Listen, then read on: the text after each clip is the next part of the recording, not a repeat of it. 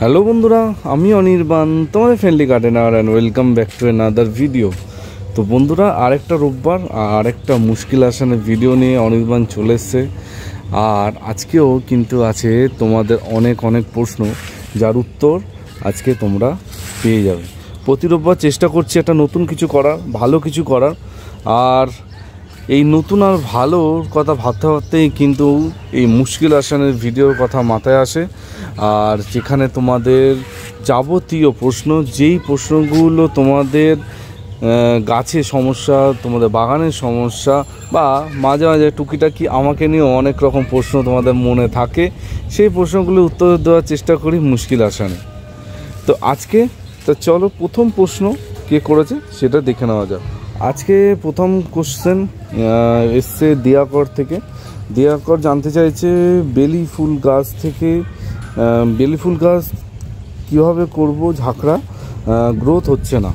আর same question মৌসুমি চৌহানও আমাকে জিজ্ঞেস করেছে। মৌসুমি চৌহান জানতে চেয়েছে বেলি ফুল গাছের সম্বন্ধে, কী করে গাছ ভালো হবে, কী করে গাছ সুন্দর হবে, কী করে গাছে আসবে প্রচুর ফুল।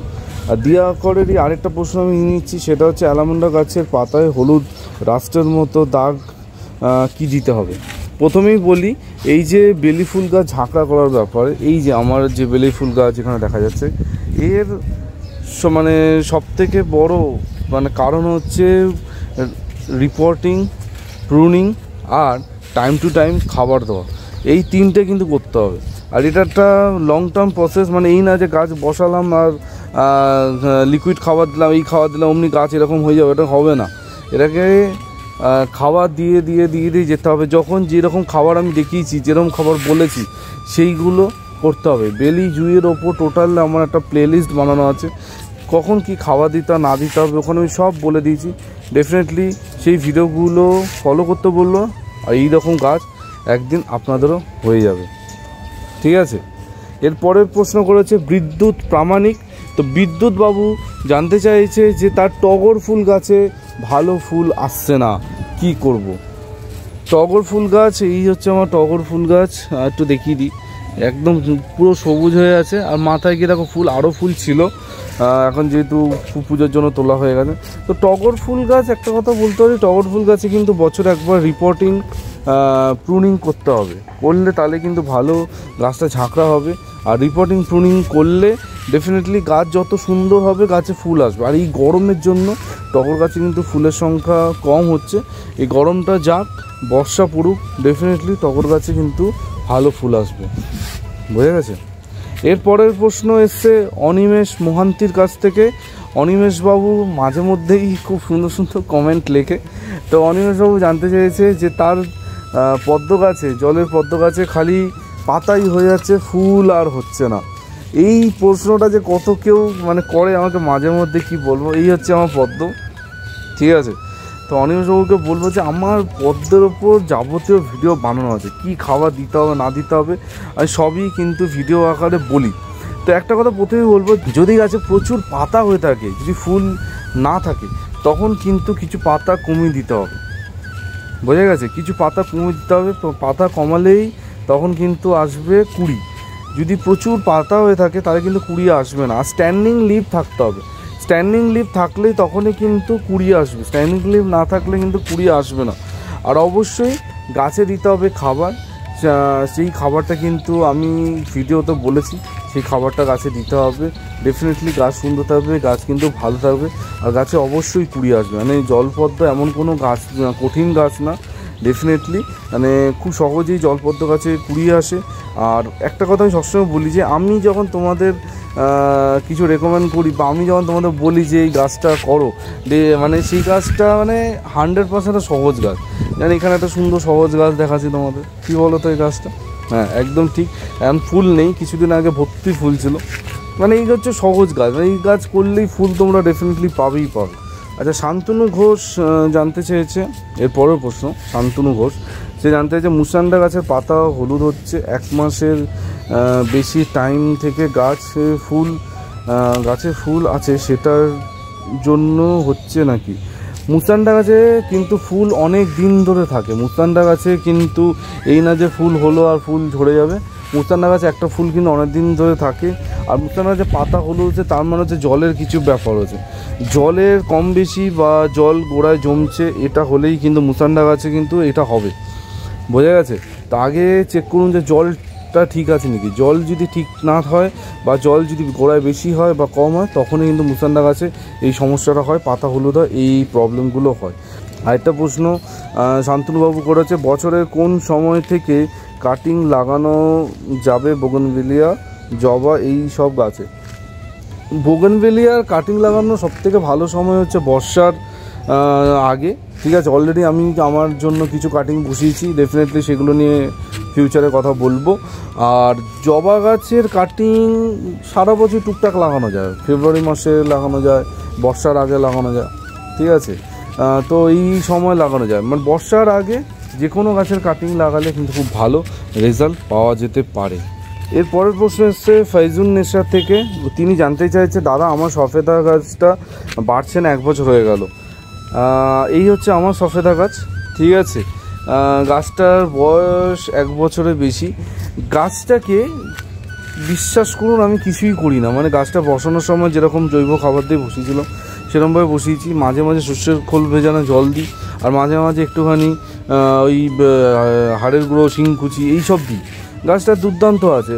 আমি এই গাছে করতে গিয়ে একটা জিনিস বুঝেছি যে এই গাছ চায় কিন্তু প্রচুর সানলাইট, মানে সানলাইট একদম পুরো উপরে একদম পড়বে, তাহলেই কিন্তু গাছের গ্রোথ খুব সুন্দর। আমার গাছটা একটা 8 ইঞ্চি টবে বসানো আছে, কী সুন্দর হয়েছে গাছটা, ঠিক আছে। তাই আমি বলবো যে মিক্স খাবার আর জৈব খাবারের ওপর বেশি কনসেন্ট্রেট করতে, ডেফিনেটলি সবেদা কেন যে কোনো ফলের গাছ খুব সুন্দর হবে। আর আশা রাখবো আপনার গাছও কিন্তু ভালো হবে। আগে দেখুন কি খাবার দিচ্ছে না, কোথায় রেখেছেন গাছটা, ঠিক আছে। এর পরের প্রশ্ন এসছে সমিতার থেকে। সমিতা জানতে চাইছে গন্ধরাজ গাছ নিয়ে খুব সমস্যা হচ্ছে, গাছ বৃদ্ধি পাচ্ছে না, ফুল কম হচ্ছে, রুট বাউন্ড হচ্ছে, রিপোর্টিং কীভাবে করবো বুঝতে পারছি না, গাছ শুকিয়ে যাচ্ছে। বাপরে বাপ, মানে একসাথে অনেক সমস্যা। রুট বাউন্ড হলে মানে ওটাকে মানে নতুন টবে দিতে হবে, এটার আর কোনো অল্টারনেটিভ কিছু নেই। রুট বাউন্ড আপনার হয়েছে মানে ওটাকে মানে ইমিডিয়েটলি ওটাকে একটা নতুন টবে দিন। আর কি করে রিপোর্টিং করতে হয় তার উপর মানে আমার মানে শখানে ভিডিও আছে, আর সব গাছের রিপোর্টিং টেকনিক একই রকম। তো অবশ্যই মাটি বানিয়ে গাছটাকে রিপোর্ট করুন। আর গন্ধরাজ গাছে ফুল আসছে না গরমের জন্য, গরমটা কেটে গেলেই ডেফিনেটলি গন্ধরাজ গাছে ফুল আসবে। আমার গন্ধরাজ গাছেও ফুল আসছে না এই গরমের জন্য, আর সেটা তো বর্ষা আসলে ফুল আসবে। আর তার সাথে বলো যে রিপোর্টিং করতে হয়, ডেফিনেটলি রিপোর্টিংটা করে ফেলুন, কোনো অসুবিধা কিন্তু হবে না। তাও বলবো একটুখানি মানে টেম্পারেচার কমলে করাটাই মানে ভালো হবে। এর পরের প্রশ্ন এসছে পিয়ালি বিশ্বাসের কাছ থেকে। পিয়ালি দি জানতে চাইছে তার বুগেনভিলিয়া, মানে বুগেনভিলিয়া নিয়ে একটা প্রশ্ন থাকবে না, এটা হতেই পারে না। তো পিয়ালি দি বলছে অনির্বাণ আমার বুগেনভিলিয়াগুলো বাড়ছে না, বুগেনভিলিয়াতে ফুল আসছে না, কি করব। মানে আমি মনে হয় পিয়ালি দি মানে খুব রিসেন্টলি আমার মানে চ্যানেলে জয়েন করেছে। তো পিয়ালিদিকে বললো পিয়ালিদি বুগেনভিলিয়ার ওপর যাবতীয় ভিডিও আমার চ্যানেলে দেওয়া আছে, আর সব কিছু মানে কী করে রিপোর্টিং করবেন, কি খাবার দেবেন, কি খাবার দিলে গাছে ফুল আসবে, ডেফিনেটলি আমার বুগেনভিলিয়ার প্লেলিস্টে একবার চেক করুন। আমার চ্যানেলে যান, ওখানে প্লেলিস্ট বলে একটা সেকশান আছে, সে প্লেলিস্টে গিয়ে চেক করুন, সেখানে বুগেনভিলিয়ার যাবতীয় আপনার যত রকমের মাথায় প্রশ্ন ঘুরছে সব প্রশ্ন উত্তর ওখানে দেওয়া আছে, আপনি পেয়ে যাবেন, বোঝা গেছে। ওইটা আগে গিয়ে চেক করুন, যদি ওখানে আপনার উত্তর না পান আবার আমাকে প্রশ্ন করবেন, আমি আবার আপনার প্রশ্নের উত্তর দেবো। এর পরের প্রশ্ন এসছে দীপঙ্কর বিশ্বাসের কাছ থেকে। দীপঙ্কর দা জানতে চাইছে তার কাঠগোলাপ গাছে নাকি ফুল আসছে না, আমি মানে কী করবো। তা যখনই দীপঙ্কর দা আমাকে জিজ্ঞেস করেছিল, আমি তখন আস্তে করে দীপঙ্কর কাছে জিজ্ঞেস করে জানি দীপঙ্কর দা তুমি কাঠগোলাপ গাছকে প্রুনিং করেছিলে? তা বলে হ্যাঁ অনির্বাণ এবার প্রুনিং করে দিয়েছিলাম, অনেক লম্বা হয়ে গেছিলো। তো এইটাই হচ্ছে সবথেকে বড় গণ্ডগোলের জায়গা।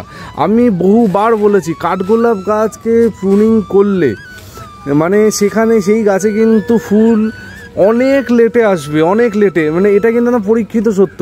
আমার এই গাছটায় সব ডালে ডালে ফুল হয়, এই গাছটা দেখো আমি এটা আগেও বলেছি, আগেও দেখেছি, কিন্তু এই ডালটায় কিন্তু ফুল দু বছর ওপর হয়ে গেছে আসেনি, কারণ এই ডালটা আমি কেটেছিলাম, কাটার পর এই ডালটা কিন্তু নতুন এসছে, ঠিক আছে। এই যে দুটো ডাল তোমরা দেখছো, দুটো ডাল কিন্তু নতুন, একটাতে ফুল হয় একটাতে ফুল হয় না।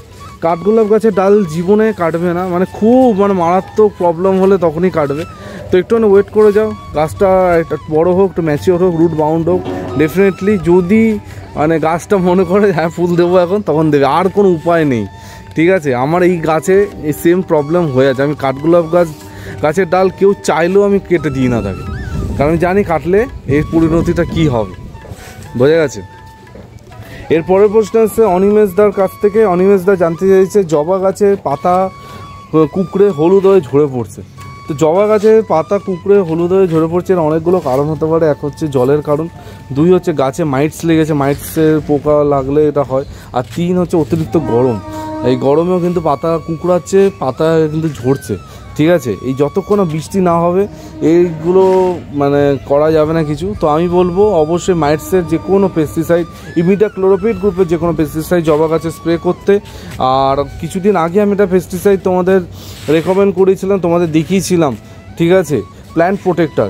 ডেফিনেটলি প্ল্যান্ট প্রোটেক্টর তোমরা দিতে পারো গাছে, তোমাদের গাছ কিন্তু ভালো থাকবে, গাছ সুন্দর থাকবে। ঠিক আছে, আমার এই গাছগুলো দেখো কত সুন্দর। এই প্ল্যান্ট প্রোটেক্টর কিন্তু এখন আমি ইউজ করি, অন্য কিছু এখন ইউজ করি না। আর এর লাস্ট প্রশ্ন এটা ঠিক না, মানে একাধিক মানুষ আমাকে একটা প্রশ্ন করেছে, অনির্বাণ বন মহোৎসব শুরু হচ্ছে, গাছ কোথায় পাবো? দেখো একদম তোমাদের একটা বলে দিচ্ছি, বন মহোৎসবে কোথায় কোথায় গাছ পাওয়া যাবে আমি চেষ্টা করছি তার ডিটেলে একটা ভিডিও করতে। এর সবথেকে বড় মানে খারাপ খবর সেটা হচ্ছে সম্ভবত ব্যারাকপুরে বন দপ্তর যেখান থেকে গাছ দিত সেখানে এই বছর সম্ভবত গাছ দেওয়া হবে না। মানে এটা আমার কাছে খবর আছে, আমি এখনও ওখানে গিয়ে জিজ্ঞেস করিনি।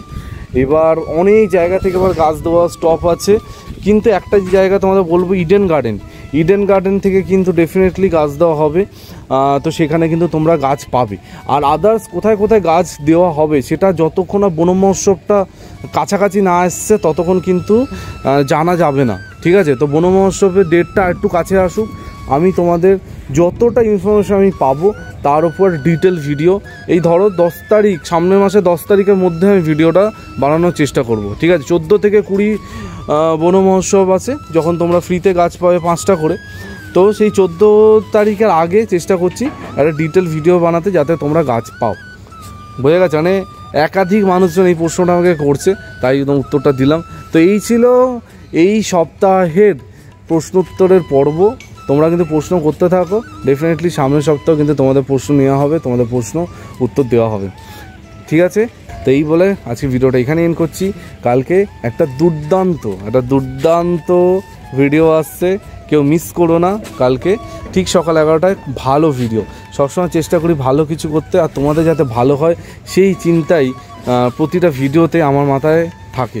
ঠিক আছে, সেটা নার্সারি ভিডিও হতে পারে, ছাদ বাগান হতে পারে, বা আমার বাগানে। এমন কোনো ভিডিও আমি করি না যেখানে তোমাদের কোনো কাজে লাগবে না।